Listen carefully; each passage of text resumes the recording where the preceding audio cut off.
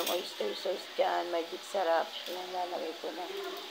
Para lahat ng sangkap nandiyo dyan na para nakahalay. Tapos yung gulay, lagay ko din yung kalahati. Tapos yung kalahati, guys, toppings. Para maganda tignan. Tsaka para masarap na rin. Masarap to, guys. Basta follow the instruction lang kung ano yung nandoon sa video.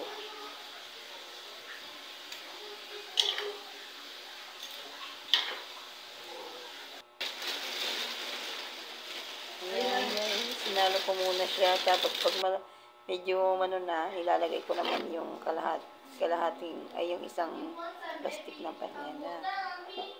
Ayan, nilagay ko na, guys, ha. Nilagay ko na po yung kalahating gulay. At kanina nilagay ko na yun. Ayan na lang yung kalahati.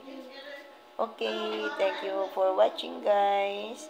Paki-subscribe na rin po ng channel ko. At paki-like na din po and follow. Thank you.